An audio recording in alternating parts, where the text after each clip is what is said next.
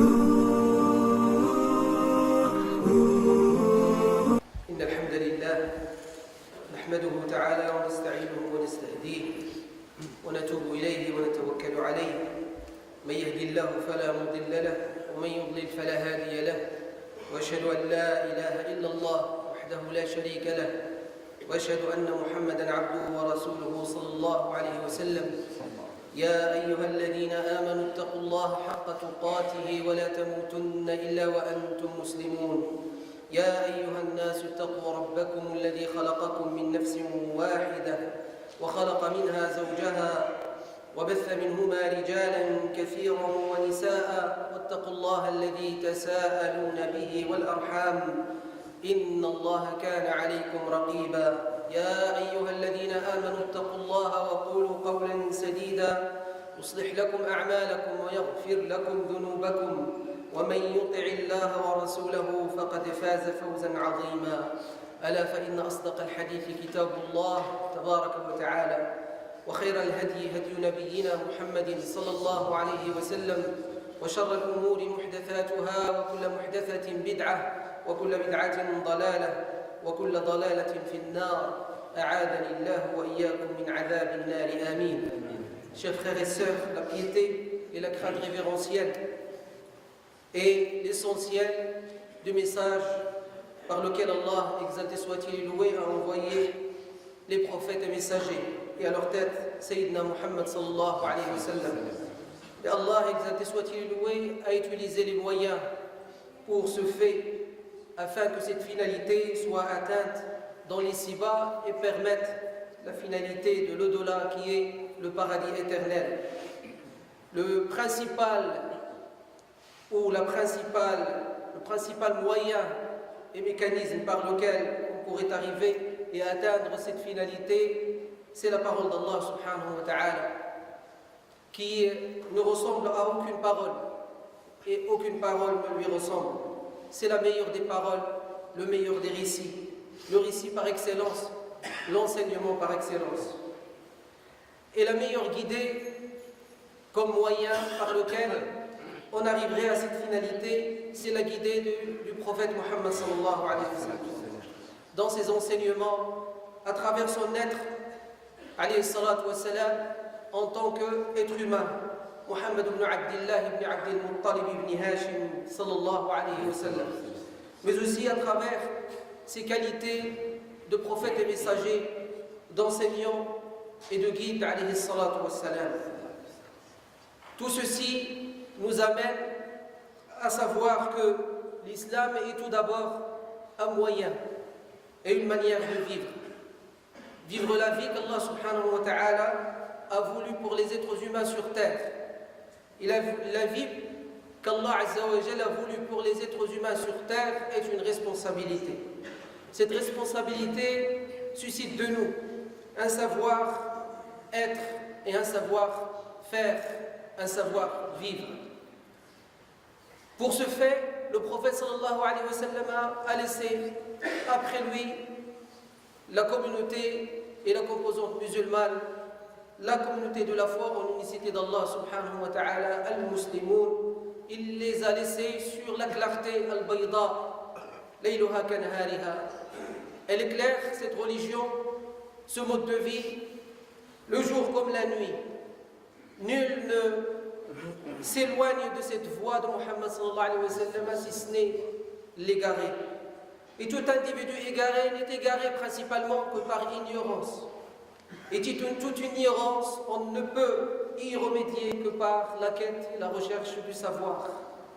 Ce savoir a un début, mais il ne doit pas avoir de fin, car il rentre dans le cadre de al-rububiyyah, rububiyyat Allah tabaraka wa ta'ala, allati biha yurabbi ibadah, l'éducation qui émane de la seigneurie d'Allah, exalté soit-il et loué, par laquelle il éduque ses fidèles, loué soit-il. Et l'éducation est un travail, l'éducation est une œuvre, l'éducation est un mouvement, l'éducation, mes frères et sœurs, est un effort permanent que devrait avoir tout musulman au quotidien, jusqu'à ce qu'il rencontre son Seigneur. C'est l'essentiel même du sens de ce qu'on pourrait appeler al-ubudiyya en islam, l'adoration.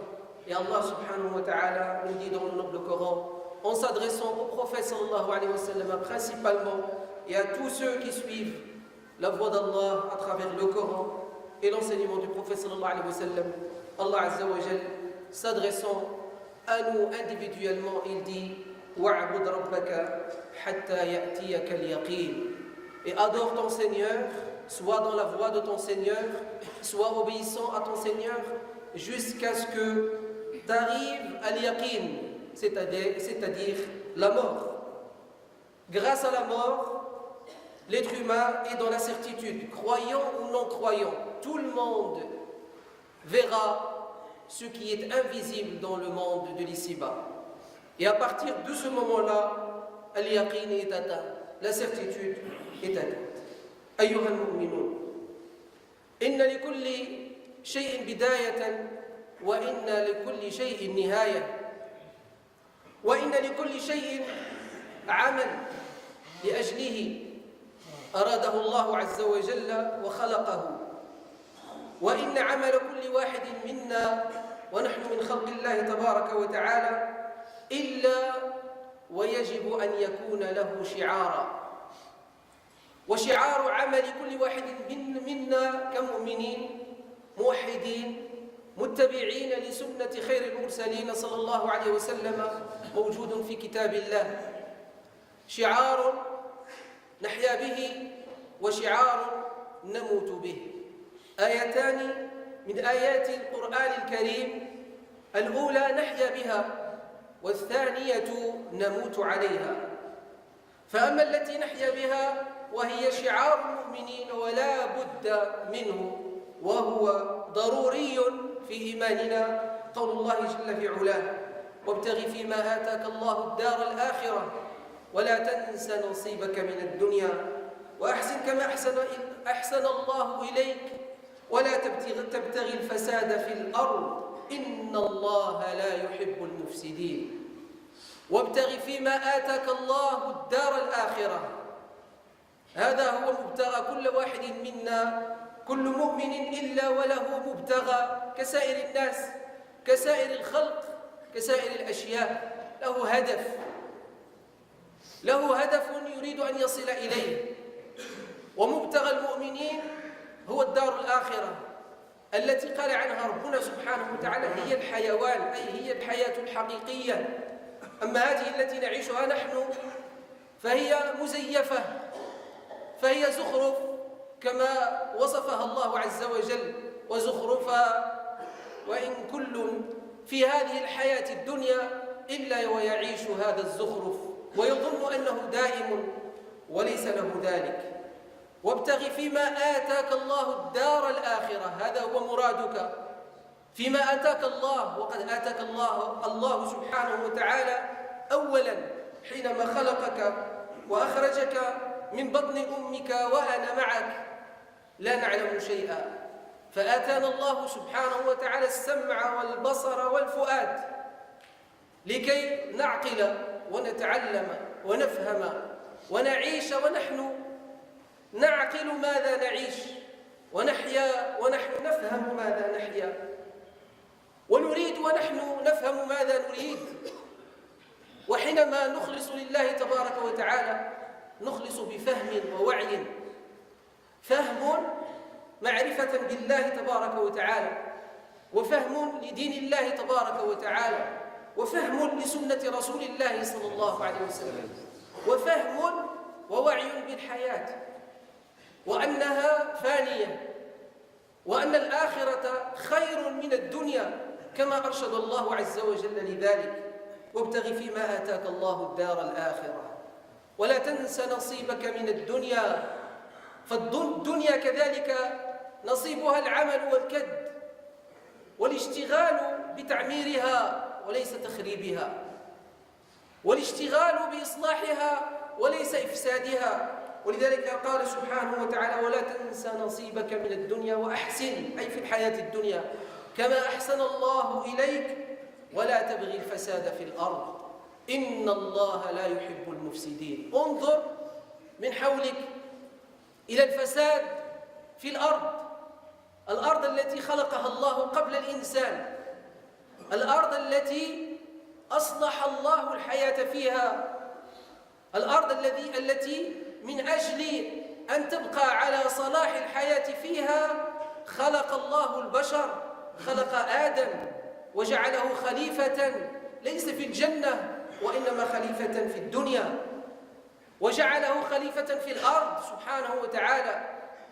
إذن علي وعليك مسؤولية سوف نسأل عنها يوم القيامة أمام الله تبارك وتعالى، وهي الإصلاح والصلاح وليس الإفساد والفساد. ولا تبغي الفساد في الأرض إن الله لا يحب المفسدين. الله لا يحب فساد المفسدين، فهو من خلقه سبحانه وتعالى، والخلق بنيان الله كما ذكر وعلم رسول الله صلى الله عليه وسلم. والله عز وجل لا يخلق إلا بحب، فهو يحب ما خلق سبحانه وتعالى، لأن خلقه فعل من أفعاله، وهي صفة من صفاته أنه هو الخالق الخلاق البارئ الباري سبحانه وتعالى. فهو يحب خلقه ولكنه لا يحب فساد خلقه، ولذلك بعث الأنبياء والمرسلين وأيدهم سبحانه وتعالى بالآيات والبراهين، وأيدهم بالمعجزات، وأيدهم بالملائكة، وأيدهم بالعلم والمعرفة والفهم. وسوف نسأل عن هذا كله لقول الله تبارك وتعالى وسوف تسألون. اسمعها وعها، وسوف تسألون، أي أن هناك لقاء مع الله، وأن لقاء الله آت، وأنه لا مهرب منه ولا محيد ولا ملجأ ولا منجا من الله إلا إليه. نسأل الله اللطف والعفو والعافية. Chers frères et sœurs, Allah exalté soit-il loué a fait pour toute chose un début, car toute chose est à part lui, et tout ce qui est à part lui, exalté soit-il loué, est une chose, et toute chose est l'œuvre d'Allah, loué soit-il, la créature d'Allah subhanahu wa ta'ala, l'œuvre d'Allah par sa volonté à laquelle il a donné un début, et par sa volonté il donne une fin. Toute chose qui a eu un début a une fin, et toute chose a un début et une fin. Même les anges, même les plus proches des anges, même Jabraïl, l'ange Gabriel, même Israfil, l'ange Safriel, même Malak al-Maut, que Allah Azza wa Jalla a créé pour l'ordre qu'il leur donne afin de prendre la vie. Même Malak al-Maut, Allah Azza wa Jalla lui donne une fin. Il ne restera après la création que le Créateur. Et il n'y a à part la créature que le Créateur, exalté soit-il élevé. Toute chose a un début et toute chose a une fin. Tu as, j'ai eu, nous avons eu un début, nous aurons sans aucun doute une fin, obligatoirement. Il faut que nous puissions saisir l'occasion de notre existence et de notre présence, et que nous nous posions la question importante, car il faut se poser des questions, car nous sommes face à des défis au quotidien, et surtout, nous les croyants, face à des défis qui forment le combat de la vie de l'ici-bas, un combat entre le bien et le mal, au quotidien. Et Allah subhanahu wa ta'ala nous a donné l'intelligence. Allah subhanahu wa ta'ala, quand il a créé l'être humain, il a fait en sorte que les anges se posent des questions au sujet de l'être humain. أتجعل فيها من يفسد فيها ويسفك الدماء ونحن نسبح بحمدك ونقدس لك قال إني أعلم ما لا تعلمون أي كل ما لا تعلمون فهو عندي فالتمسوه عندي.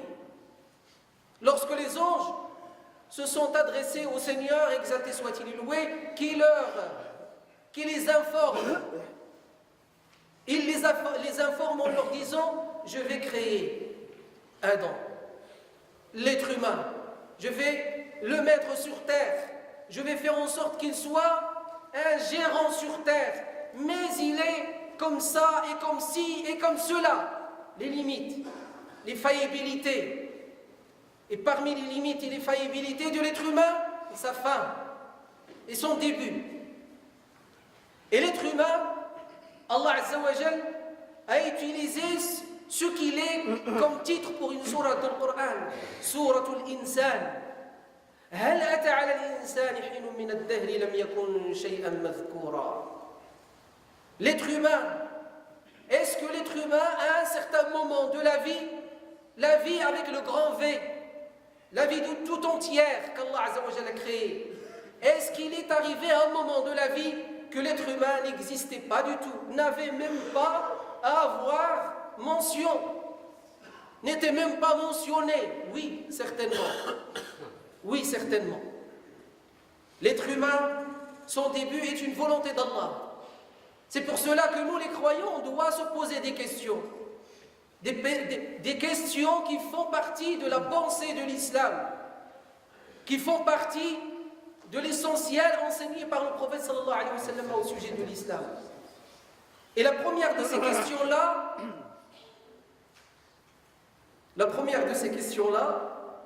أعطيه إن شاء الله بارك الله فيك الحاج العياشي أعطيه الحاج عبد الله إن شاء الله بلا ما تهضروا اجلس أنت جلس الله يقبل الله يقبل أنا قلت الحاج العياشي إيش أعطيه الحاج فين كنت أنا؟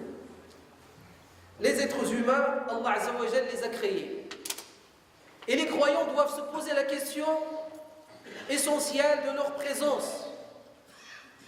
Pourquoi Allah nous a créés? De quoi Allah nous a créés? Qu'est-ce que nous faisons sur terre? Où allons-nous après notre mort? Et puis la question que doit se poser chaque musulman. Et chaque musulman, il doit l'enseigner à son enfant. Et chaque musulman, il a le devoir d'éclairer son enfant au sujet de cette question importante. Est-ce que j'ai choisi d'exister? Que chacun d'entre nous se pose la question. Est-ce que c'est moi qui ai choisi d'exister? Est-ce que c'est moi qui ai choisi d'avoir cette présence?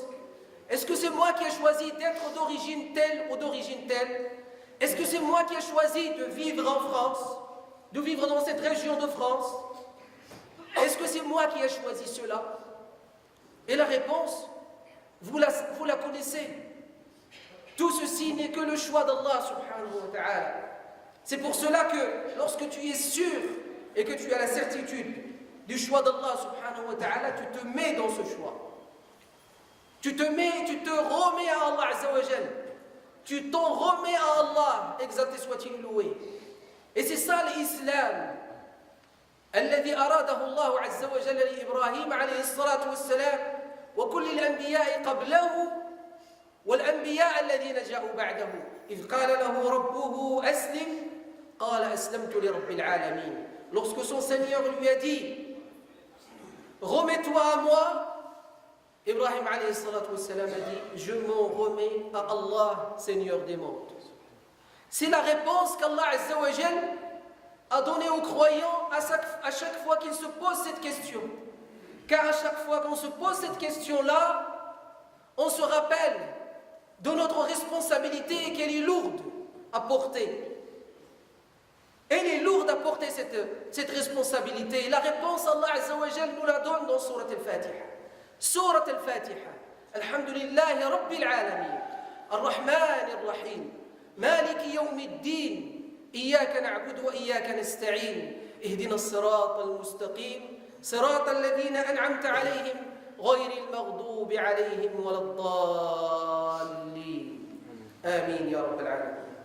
Une réponse qui résume et fait la synthèse de toute la révélation du meilleur des récits, le Coran. C'est ça la réponse. À chaque fois que tu vas te rappeler, à chaque fois que tu vas saisir ton être pour te rappeler de la responsabilité que tu as et que j'ai, moi aussi, et que je me rappelle, à chaque fois je me rappelle qu'elle est lourde et que je n'ai pas de force ni d'être solide pour porter cette responsabilité lourde pour laquelle Allah Azza wa Jal m'a créé, si ce n'est par l'aide d'Allah subhanahu wa ta'ala. Allah Azza wa Jal a dit qu'il a exposé cette responsabilité aux cieux et à la terre et aux montagnes. Que sommes-nous face aux cieux, à la terre et aux montagnes? Comparons-nous à elles? Impossible de se comparer à elles. Leur solitude, leur solidité, leur force, leur grandeur. Nous sommes tout petits devant les cieux, la terre et les montagnes qui sont et qui font partie des composantes de la terre. Allah Azza wa Jalla dit: Inna aradna al-amanata 'ala as-samawati wal-ardi wal-jibal فأبين أن يحملنها وأشفقن منها وحملها الإنسان إنه كان ظلوما جهولا. L'être humain porte cette responsabilité, mais il risque de tomber dans al-dhulm. Al-dhulm, c'est-à-dire l'injustice, l'iniquité, c'est-à-dire le manque d'harmonie et d'équilibre dans sa vie lorsqu'il est dans al-jahl, dans l'ignorance de ce qu'il est véritablement, l'incompréhension de ce que c'est que son Seigneur, l'ignorance et l'incompréhension de la mission par laquelle il est sur terre, de la volonté d'Allah Azza wa Jal en le créant, et qui est cette responsabilité. Et tout ceci nous invite, même nous incite. Tout ceci permet dans l'exhortation d'implorer les croyants. Implorer les croyants à travers cette exhortation à la quête de la recherche, de la science, de la compréhension de ce monde. Comprendre pour que nous soyons sincères vis-à-vis de notre Seigneur, vis-à-vis de nous-mêmes et vis-à-vis d'autrui. Comprendre pour véritablement vivre cette vie et la vouer à Allah Azza wa Jal, le créateur de cette vie. Comprendre que cette vie de l'ici-bas a une limite, elle est éphémère. On est de passage dans cette vie de l'ici-bas. On est des étrangers sur terre, mes frères et sœurs. Nous sommes en réalité créés pour le paradis. C'est pour ça un certain nombre de ulama de l'islam disent même avec conviction et preuve à l'appui du Coran et de la Sunna du Prophète sallallahu alayhi wa sallam que l'enfer va s'éteindre et qu'il aura une fin. Ça veut dire que la demeure éternelle de toute l'humanité, c'est le paradis pour ces savants de l'islam, ces ulama de l'islam. Et pour ce fait, Allah Azza wa Jal a révélé dans le noble Coran 2 slogans qui doivent être les 2 slogans de la vie et qui font notre vie. Un slogan durant notre vie tout entière pour lequel nous agissons, à travers lequel nous agissons. Et un slogan par lequel nous finissons notre vie. Quant au slogan pour lequel, à travers lequel nous agissons, il est dans le verset 77 de la sourate 28, Al-Qasas, les récits. Allah subhanahu wa ta'ala dit, selon la traduction approximative, est construit parce que Allah t'a octroyé la demeure éternelle, c'est-à-dire le paradis. Sans oublier ta part dans cette vie ici-bas. Construis cette vie ici-bas pour laquelle Allah t'a créé. Donc tu as une part de quoi? De la responsabilité dans cette vie de l'ici-bas. Et sois bon, dit Allah Azza wa Jal, et sois bon par reconnaissance de la générosité de ton Seigneur. La générosité d'Allah Azza wa Jal nous comble tous depuis qu'il nous a donné la vie, depuis qu'il nous a donné le souffle de la vie, jusqu'à ce qu'il reprend ce souffle, exalté soit-il et loué. Et sois bon par reconnaissance vis-à-vis de la générosité de ton Seigneur. Une bonté qui est dans la bienfaisance, dans la bienséance, une bonté qui est la quête de l'excellence. Mes frères et sœurs, al-ihsan, tel que nous l'enseigne le prophète sallallahu alayhi wa sallam, كأنك ترى الله فإن لم تكن تراه فإنه يراك. Comme si tu le voyais Allah, mais ayant la certitude que tu ne peux pas, impossible de le voir dans la vie de l'ici-bas, tu as la certitude que lui sait tout de toi et il t'observe entièrement et tout le temps et sans cesse et sans rupture et sans limite.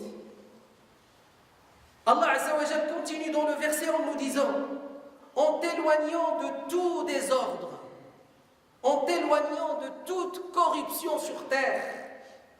Car Allah Azza wa Jal dans le noble Coran nous a dit que la terre, Allah Azza wa Jal l'a créée, il l'a peuplée et il a établi l'ordre dans cette terre dans laquelle nous vivons. Comme il a établi l'ordre dans l'univers tout entier, qu'Allah Azza wa Jal a composé de ce que nous connaissons et de ce que nous méconnaissons des composantes de l'univers. Un ordre qu'Allah Azza wa Jal a appelé dans le noble Coran Al-Mizan. Al-Mizan, c'est-à-dire l'équilibre. Tout individu parmi les musulmans qui cause le déséquilibre dans la vie ici-bas, il est dans l'injustice. Et tout individu qui est dans cette injustice, il est réellement dans l'égarement. Et tout individu dans l'égarement, nous dit le prophète sallallahu alayhi wa sallam, il vit l'enfer de la vie de l'ici-bas et il risque l'enfer de l'au-delà. Qu'Allah nous préserve tous. D'où l'importance de l'équilibre sur terre, car au fur et à mesure, l'être humain cause le déséquilibre sur terre par la corruption qu'il mène sur terre. Au fur et à mesure, l'être humain est lui-même déséquilibré. L'être humain, il devient fou. L'être humain devient schizophrène. L'être humain devient ennemi de lui-même et s'autodétruit. Qu'Allah nous préserve les nôtres et préserve notre umma ainsi que toute l'humanité. As'alullah an yanfa'ani wa iyyakum bima sami'na wa yaj'alana min alladhina yastami'una al-qawla fayattabi'una ahsanahu. Alhamdulillah wa kafa. والصلاة والسلام على عباده الذين اصطفى. أيها المؤمنون، ها نحن قد بلغنا الله عز وجل بقدره وقدرته وقضائه سبحانه يوما عظيما، يوم عاشوراء، يوم غد إن شاء الله تبارك وتعالى، هو يوم سبت. ويوم السبت عباد الله عند جمهور علماء المسلمين لا يجوز صيامه منفردا، وبعض العلماء أجازوه لخلاف حاصل في بعض النصوص الواردة عن رسول الله صلى الله عليه وسلم فيما يخص صيام يوم السبت منفردا. لكن هذا اليوم له خصوصية ولو أنه يوم سبت، فيوم السبت يكون كل أسبوع، أما يوم عاشوراء فلا يكون إلا يوما واحدا في السنة. ميعاد المسلمين مع السبت كل أسبوع، أما ميعادهم وموعدهم مع يوم عاشوراء فلا يكون إلا مرة واحدة في السنة. فالراجح عند المحققين أنه إذا كان يوم سبت فيجوز صيامه منفردا، ليس صياما ليوم السبت وإنما هو صيام ليوم ماذا؟ عاشوراء. أصلحكم الله. Chers frères et sœurs, demain, Inch'Allah Ta'ala, est un grand jour. C'est un grand jour par le choix d'Allah Subhanahu wa Ta'ala. Car Allah Azza wa Jal a choisi, il a choisi, exalté soit-il loué, ce jour-là pour que l'arche de Noé accoste sur le mont de Joudi lorsqu'il y a eu le déluge. L'arrêt du déluge a eu lieu ce jour de Ashura. Nous transmet le prophète sallallahu alayhi wa sallam dans les sunnahs. Aussi c'est le jour par le choix d'Allah Azza wa Jal où Ibrahim alayhi salatu wa salam a été sauvé du feu lorsqu'ils l'ont jeté dans le feu, et Allah Azza wa Jal a dit au feu d'être fraîcheur et paix sur Ibrahim. Ya nar kuni bardan wa salaman ala Ibrahim. C'est le jour de la guérison de Job, Ayyub alayhi salam. Lorsqu'Allah Azza wa Jal l'a guéri de l'épreuve dans laquelle et par laquelle il a traversé sa vie. C'est le jour où Allah Azza wa Jal a accordé à Sayyidina Sulayman ce qu'il lui a demandé par l'invocation, de lui donner un royaume que nul, aucun être humain ne pourrait avoir avant lui ni après lui. Le jour où Allah Azza wa Jal a accordé à Sulayman alayhi salam ce royaume. C'est le jour où Sayyidina Yusuf alayhi salam a été sauvé du puits par Sayyara. Et le jour où Sayyidina Yunus alayhi salam est sorti des profondeurs obscures du ventre de la baleine. Le jour où Allah Azza wa Jal a porté Moussa alayhi salam ainsi que le peuple d'Israël, il les a portés et sauvés et ont traversé la mer Rouge pour les sauver de l'enfer qu'ils vivaient à cause de la tyrannie de Pharaon. Le jour où Allah a glorifié, il a glorifié, exalté soit-il loué, les croyants et à leur tête Moussa et son frère Haroun, prophètes d'Allah Azza wa Jal, tous les deux. Il les a sauvés subhanahu wa ta'ala et il a fait en sorte que cela soit notifié dans l'histoire de toute l'humanité. Quraysh, disait Aïcha radiallahu anha, dans ce qui est rapporté par l'imam al-Bukhari fi sahihihi, Quraysh jeûnait Ashura avant même la naissance du prophète sallallahu alayhi wa sallam. Et le prophète sallallahu alayhi wa sallam a jeûné Ashura avant même qu'il ne soit prophète, dit Aïcha radiallahu anha. Et le prophète sallallahu alayhi wa sallam a jeûné Ashura à Médine en étant prophète. Et le prophète sallallahu alayhi wa sallam a arrivé il a jeûné à Mecca, à la Mecque, Ashura en étant prophète alayhi salatu wassalam. Quand il est arrivé à Médine alayhi salatu wassalam, il a continué à jeûner Ashura. Et il a posé la question aux Juifs de Médine qui célébraient Ashura par les festivités. Pourquoi vous faites la fête? Afin de confirmer sallallahu alayhi wa sallam l'importance de Ashura. Ça ne veut pas dire qu'il méconnaissait sallallahu alayhi wa sallam fadlaha, son importance. Ça ne veut pas dire qu'il ne connaissait pas sallallahu alayhi wa sallam que Moïse a traversé avec le peuple d'Israël la mer Rouge. Il le savait.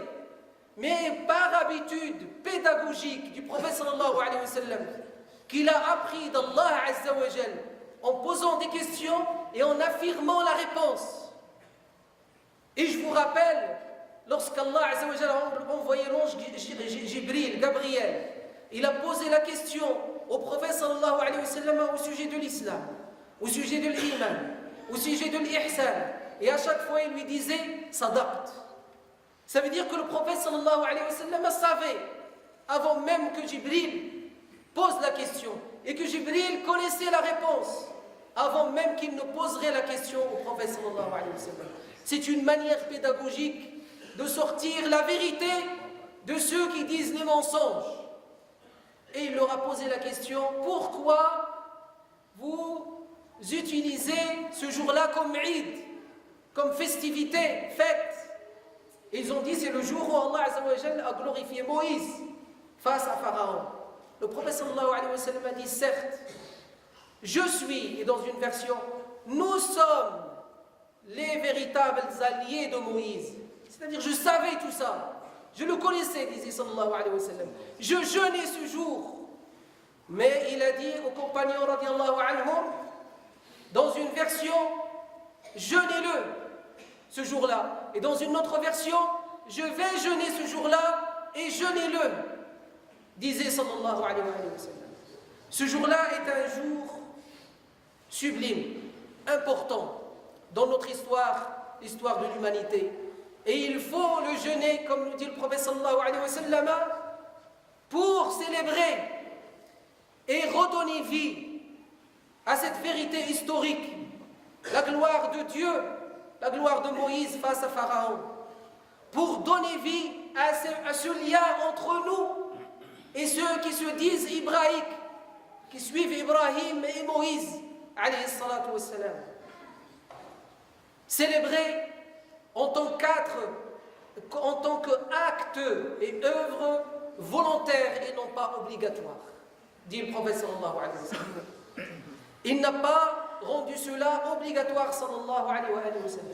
Même si lorsque nous étudions précisément et dans les détails cette affaire de Ashura, nous découvrons que certains sahaba comme Abdullah ibn Abbas radiyallahu anhuma a affirmé, et Aïcha aussi, que le prophète sallallahu alayhi wa sallam à Mecca avec les compagnons jeûnait Ashura obligatoirement.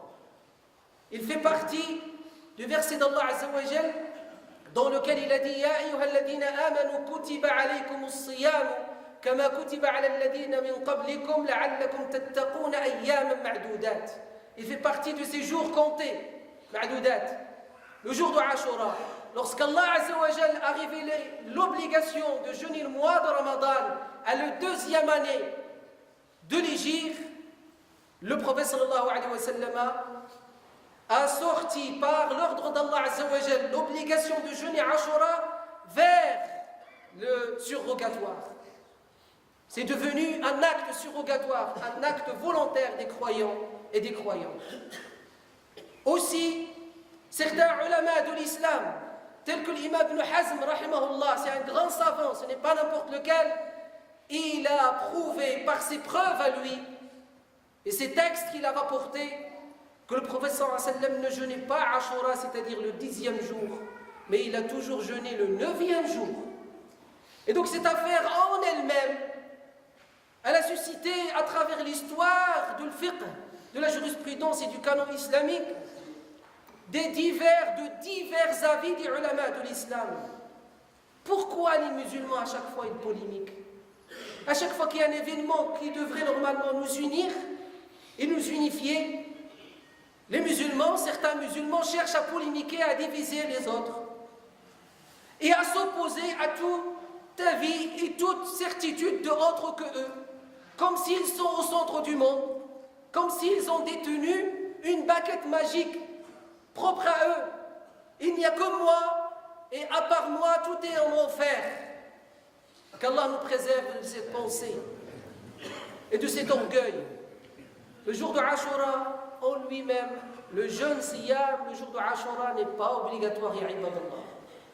Deuxièmement, on sort les polémiques concernant le samedi. Il ne faut pas jeûner le samedi, nous dit-on. Certes, il y a un avis, et pas l'avis des ulama de l'islam, qui interdit cela. Et cette divergence, c'est par rapport à la compréhension des textes. Binatoum, c'est entre eux, les savants. Nous ne sommes rien, ya ibadallah. Mêle-toi de ce qui te regarde. Arrête de rentrer, de parler de tout. Mêle-toi de ta vie. Balaye devant chez toi. Lave ton linge sale. Et laisse les autres tranquilles. Et donc, l'orientation des ulama de l'islam, c'est que certainement, si on ne jeûne pas le samedi en lui-même, on jeûne Ashura et non pas le samedi. Demain, si vous jeûnez, ce n'est pas le samedi que vous jeûnez, c'est le jour de Ashura que vous jeûnerez, Inch'Allah ta'ala. Par contre, ceux qui ont la capacité de jeûner un jour avant, le prophète sallallahu alayhi wa sallam a orienté la Ummah à cela. Avant de mourir, il est mort sallallahu alayhi wa sallam avant de le jeûner. Et ceux qui peuvent jeûner aussi le 11e jour, il y a certains ulama, d'après Sahaba radiallahu anhum, tels qu'Abdullah ibn Mas'ud, ou Abdullah ibn Zubayr, ou Salama et d'autres, qui ont jeûné le 11e jour aussi. C'est-à-dire 3 jours, 9, 10, 11. L'action est une œuvre de piété, c'est une œuvre pire, ibadallah. Adorons Allah avec piété. Et la meilleure façon pour adorer Allah avec piété, se taire. Le prophète sallallahu alayhi wa sallam a dit Amsik alayka lisanak, wal yas'aka baytuk, wabki ala khati'atik. Tu veux la sauvegarde? Ferme ta bouche, dit le prophète sallallahu alayhi wa sallam. Garde ta langue, préserve ta langue. Parle très peu, dit le prophète sallallahu alayhi wa sallam. Et lave ton linge sale par toi-même. Laisse les gens tranquilles. Il dit sallallahu alayhi wa sallam. Et pleure pour tes péchés. pleure pour tes péchés, qu'Allah Azza wa Jal nous accorde les larmes au sujet de nos péchés, qu'Allah subhanahu wa ta'ala nous accorde la piété, qu'Allah subhanahu wa ta'ala nous accorde de nous occuper de nos propres affaires et de laisser les gens tranquilles. أسأل الله أن ينفعني وإياكم ويجعلني وإياكم من الصالحين المصلحين غير فاسدين ولا مفسدين